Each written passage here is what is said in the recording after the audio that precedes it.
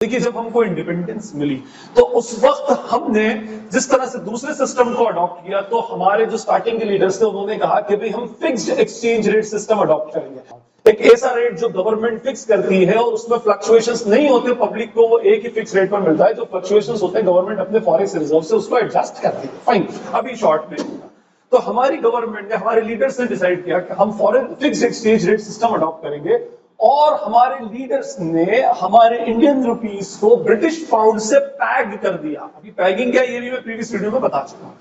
Peg कर दिया means अब ब्रिटिश पाउंड के अकॉर्डिंगली हमारा रुपया चलेगा।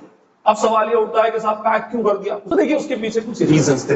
एक्चुअली हुआ क्या, 1947 में हमको जब आजादी मिली, उससे जस्ट 2 साल पहले 1945 में सेकेंड वर्ल्ड वॉर खत्म हुई थी, और सेकेंड वर्ल्ड वॉर में ब्रिटेन ने भी पार्टिसिपेट किया था। अब जब ब्रिटेन ने पार्टिसिपेट किया तो ब्रिटेन ने हमारे मुल्क के, हिंदुस्तान के, इंडिया के बहुत सारे रिसोर्सेस यूज किए, मटेरियल यूज किया, सर्विसेज यूज की, और इवन ब्रिटेन की तरफ से हमारे मुल्क इंडिया के बहुत सारे सोल्जर्स लड़े और बेचारे शहीद भी हुए।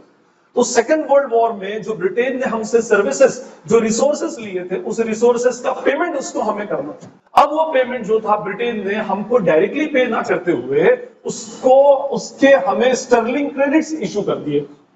स्टर्लिंग क्रेडिट्स इशू कर दिए कि भाई ये पैसा हमारे पास ही रहेगा, ब्रिटेन में ही रहेगा, और आपका एक तरह से रिजर्व क्रिएट हो गया, और इतने इतने स्टर्लिंग क्रेडिट्स हमने दे दिया।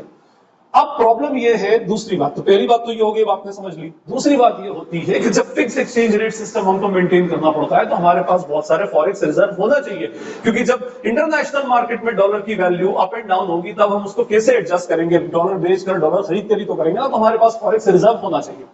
अब हमारा जो स्टर्लिंग क्रेडिट कहां पड़ा हुआ था? ब्रिटेन के पास। अगर हम उसको छोड़कर नया फॉरेक्स रिजर्व बना दे तो फिर हमें बहुत सारा फॉरेक्स रिजर्व मेंटेन करना पड़ता। ठीक है, और इंडिया की हालत तो आपको बताएंगे, 1947 में ब्रिटिशर्स पूरी तरह से लूट कर गए थे। तो रिजर्व बैंक ऑफ इंडिया ने यह किया कि जो स्टर्लिंग क्रेडिट्स में हमारा पैसा इतने पाउंड्स का पड़ा हुआ था, उसी को एक तरह से फॉरेक्स रिजर्व मान लिया और बोला कि अब fix exchange rate system adopt कर लेते हैं और हमारी करेंसी को ब्रिटिश पाउंड के साथ में पैक्ड कर देते हैं। और अब जो भी इंटरनेशनल मार्केट में अप्स एंड डाउन्स आएंगे तो उसको मैनेज करने के लिए हम उन्हीं स्टर्लिंग क्रेडिट्स का यूज करेंगे। डॉलर खरीदना होगा तो उसी स्टर्लिंग क्रेडिट से खरीदेंगे, डॉलर बेचना होगा तो उसी स्टर्लिंग क्रेडिट के अगेंस्ट हम एडजस्ट करेंगे। ये बेसिकली रीजन था कि हमारी करेंसी को हमने स्टर्लिंग पाउंड से, स्टर्लिंग एरिया से क्या करा, अपने आप को कनेक्ट कर दिया, पैक